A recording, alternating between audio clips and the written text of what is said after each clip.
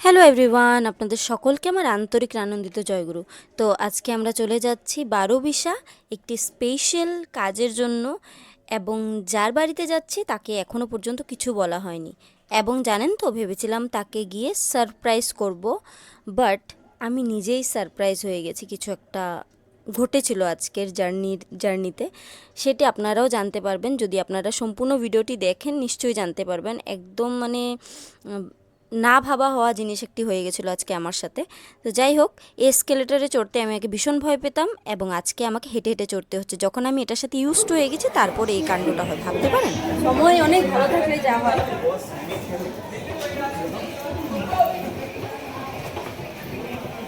Finally চড়লাম, তো ট্রেনের কাছে যাওয়া যাক। কোনটা?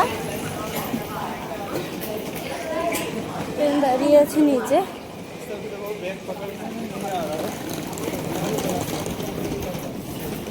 কি অবস্থা না? ওটা আসছে, চলো।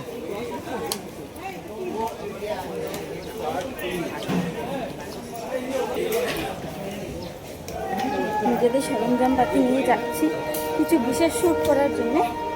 আর যেখানে যাচ্ছি সেখানে তাকে বলা হয়নি, সারপ্রাইজ তার জন্য। চলে এসেছি ট্রেনের কাছে। আমাদের কত ছিল? B3। তো हमारा कोच है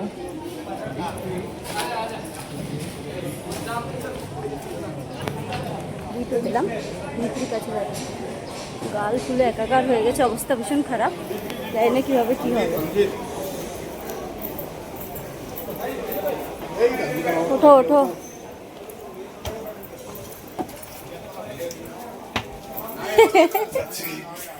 तो दरवाजा को बहुत गर्मी है। अरे बाप रे, गर्मी है। मुंबई से सामान रख के बाहर भाग रहे हैं।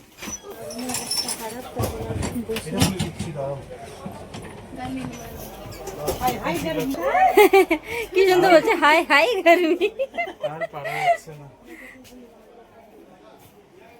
দেখতে পাচ্ছেন সবাই ট্রেনের বাইরে, কারণ এসে এখন অন করেনি।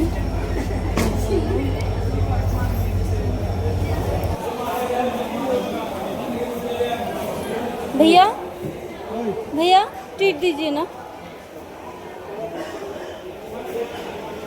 ये वाला ट्रीट 3 दीजिएगा। हाँ, ये वाला चॉकलेट। और दूसरा वाला फ्लेवर नहीं है? दूसरा फ्लेवर नहीं है? ये पैकेट में दे दीजिएगा। हाँ हाँ हाँ, पैकेट में एक दे दीजिए। पेप्सी वगैरह का बड़ा बोतल नहीं है? पेप्सी है ही नहीं ना? আমি কেন খাই?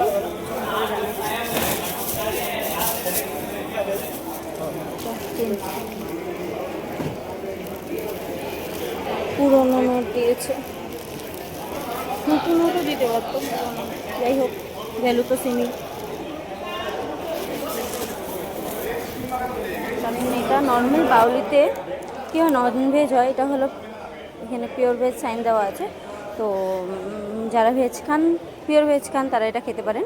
ট্রিট এটা পুরো বাউলির, পুরো বাউলির মতনই ফ্লেভার। এটা আর কিছু নেই, চকলেট ফিলিং আছে, অনেক অনেক ফ্লেভারেরও আছে। এটা স্টেশনে প্রায় ভাগ পেয়ে থাকি আমরা, তার জন্য আমার এটা ফেভারিট। আমি ভীষণ ভালোবাসি, খুব খিদা পেলে এটাই খেয়ে থাকি। খুব তো রেডি, এটা দিয়ে ওটাই খেয়ে কাটাবো, যেহেতু পৌঁছাতে পৌঁছাতে 10টা বেজে যাবে। ফাইনালি এসি দিল না? দিল। এখন কিভাবে যাওয়ার কথা ছিল, কিভাবে যাচ্ছি বলে না? কোন ট্রেনে যাওয়ার কথা ছিল আর কোন ট্রেনে কোন ট্রেনে যাওয়ার কথা ছিল, কোন ট্রেনে যাচ্ছি, কিভাবে যাওয়ার কথা ছিল, কিভাবে যাচ্ছি। অবস্থা ভীষণ খারাপ আমার। দন্ত ব্যথা। ব্যথা। জানি না, কিছু একটা কাজ করার আগে আমার সাথে কেন এসব হয়।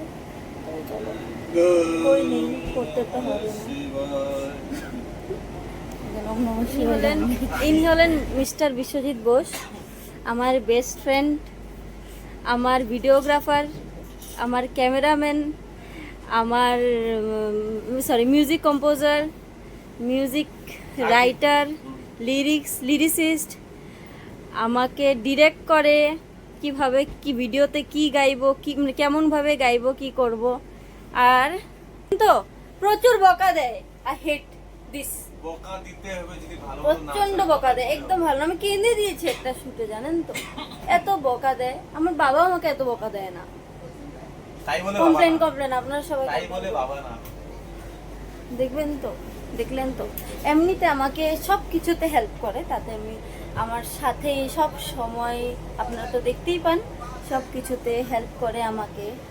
বেস্ট ফ্রেন্ড, এরকম ফ্রেন্ড, এরকম সাথী পাওয়া মুশকিল আজকালের দুনিয়াতে।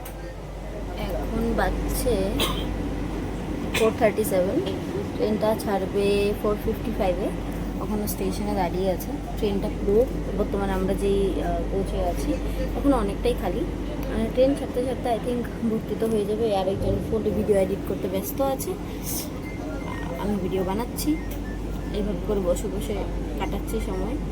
এদিকে ব্যথায় অবস্থা খারাপ হয়ে আছে, জানি না কবে কমবে। কালকে আফটার মানে শ্যুটের টাইমটুকু তো ঠিক থাকলে হলো, এটা আমি প্রে করছি, আপনারাও প্রে করবেন প্লিজ।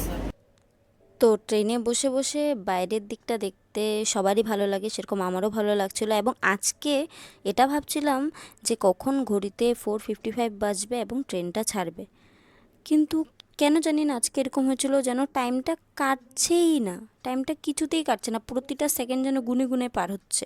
এমনিতে গুনে গুনেই পার হয়, তথাপিও আজকে একটু স্পেশালি ছিল কি জানি।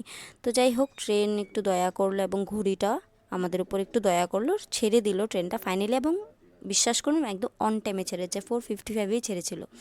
তো যাই হোক, ফাইনালি আমরা চলে যাচ্ছি 12:20-তে। এবং 12:20-তে নয়, ট্রেনটা যাবে আলিপুরদুয়ার, তারপরে আমরা আলিপুরদুয়ার থেকে ব্যাক করব। তো চলে যাচ্ছি সেখানে, এভাবে হাসি ফুর্তি করতে করতেই চলে যাচ্ছি আমরা। এবং যেখানে যাচ্ছি, যেহেতু বললাম তাকে কিছুই বলা হয়নি, তার জন্য সারপ্রাইজ। জানি না সারপ্রাইজটা কতক্ষণ সারপ্রাইজ থাকবে। তো যাই হোক, চলে তো যাচ্ছি, দেখা যাক। কিন্তু আমার এদিকে যেটা ব্যথা ছিল সেটা ক্ষণে ক্ষণে বেড়েই চলছে। এবং ট্রেনে বসে যেটা খিদা একদম প্রচণ্ড পরিমাণে পেয়ে থাকে সবার, আমার সাথে আই থিঙ্ক সবাই রিলেট করতে পারছেন। তো আমার যখন খিদে পায়, আমি ট্রিট নয়তো এই উইঙ্কিসের এই ফ্রুট কেকটা, পিওর ভেজ, 100% ভেজিটেরিয়ান থাকে, সেটাই খেয়ে থাকি আমি প্রায় ভাগ। তো যাই হোক, ভীষণ ফেভারেট। তো কেক খেয়ে এবং ট্রিট একটি খেয়ে আমি শুয়ে পড়েছিলাম। কিছুক্ষণের মধ্যে দেখলাম টাইমটা কাছেই চলে এসেছে, বেজে গেছে, উঠে পড়লাম। দিয়াদের বাড়ি যেতে এখন অনেক স্টেশন আমরা পেয়ে গেছি, কিছুক্ষণের মধ্যে ট্রেন থেকে নেমেও পড়বো। ট্রেন থেকে নেমে পৌঁছে গেছি আলিপুরদুয়ার। প্রথমবার এসেছিলাম আলিপুরদুয়ারে। তো বাস বা কোনো গাড়ির টাইমিংও জানা ছিল না, কারণ আমরা আলিপুরদুয়ার থেকে 12:20 এখনও অনেকটাই দূর, কিছু করেই যেতে হবে, অটো, বাস বা কোনো ট্যাক্সি কিছু করে যেতে হবে। যেহেতু টাইমটা অনেকটা হয়ে গেছিলো, খুব তাড়াতাড়ি আমরা স্টেশনের বাইরে বেরিয়ে যা পাওয়া যায় সেটা করে আমরা চলে যাব ডাইরেক্ট 12:20। আর হ্যাঁ, শুরুর থেকে আমি একটা কথা বলে এসেছি আপনাদের সকলকে, আমি কীভাবে রিয়াকে সারপ্রাইজ করতে গিয়ে নিজে সারপ্রাইজড হয়ে গেলাম। কাশ এই স্টেশনে থাকতে থাকতেও আমার মনে পড়ে যেত, তাহলে এমন ঘটনাটি ঘটতো না যেটা আমার সাথে আজকে ঘটেছিল। এমন আমার সাথে কখনো হয়নি, কোনো দিনও হয়নি, জানি না কীভাবে বা আজকে হয়ে গেল। আমার মনে পড়েছে কখন খুব লাগছে যেন উল্টে পড়ে যাবো এখন বাস থেকে। যাই হোক, যাচ্ছি, আপনারা বুঝতে পারবেন। ভেবেছিলাম যে রিয়াকে সারপ্রাইজ করবো, বাট আমি সারপ্রাইজ হয়ে গেছি, আমার লাগেজটা রয়ে গেছে ট্রেনে। কথা বুঝতে পারলেন তো?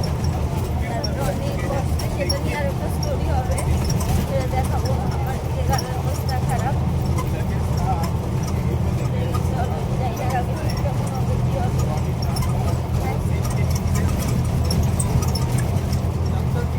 আওয়াজটা শুনুন খালি।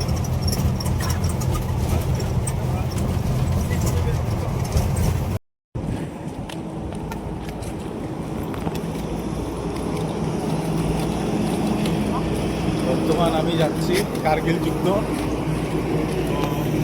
এটা হচ্ছে তোপ, এটা হয়েছে AK-47, এই যে AK-47, এটা হচ্ছে AK-47, এটা হচ্ছে গুল্লি, পিছনে গুল্লি, হেলমেট, এটা হেলমেট, এটা ওয়াকিটকি, এই যে ওয়াকিটকি। হ্যালো।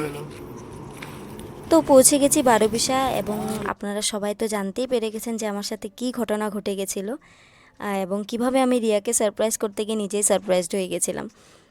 তো যাই হোক, জীবনে চলতে চলতে এমন অনেক ঘটনা আমাদের সাথে ঘটে থাকে যেটা আমরা কল্পনা মাত্রও করতে পারি না। যেমন আজকে আমার সাথে ঘটে গেছিলো, এমন আমার সাথে কখনোই হয়নি। বাট হ্যাঁ, কেয়ারফুল থাকাটা আমাদের রেসপন্সিবিলিটি। আমি নেক্সট টাইম থেকে নিজেকে আরও বেশি কেয়ারফুল রাখার চেষ্টা করব। বাট হ্যাঁ, একটা কথা বলতেই হবে, যখন আমি জেনেছিলাম আমার লাগেজটা আমার সাথে নেই, আমি সাথে সাথে বিশ্বজিৎকে জানাই এবং উনি সাথে সাথে রেলওয়েজের হেল্পলাইন নাম্বারে কল করেন এবং ওনারাও কিছুক্ষণের মধ্যেই রেসপন্স করেন যে ওনারা লাগেজটা পেয়ে গেছেন এবং নেক্সট রেলওয়ে স্টেশন ওনারা নামিয়েও রেখেছেন। তাই আমি ইন্ডিয়ান রেলওয়েজকে এবং আরপিএফকে অনেক অনেক থ্যাংক ইউ জানাই এবং ভেবে নিয়েছি রিয়াকে নেক্সট টাইম থেকে সারপ্রাইজ দেওয়ার কথা ভাববো।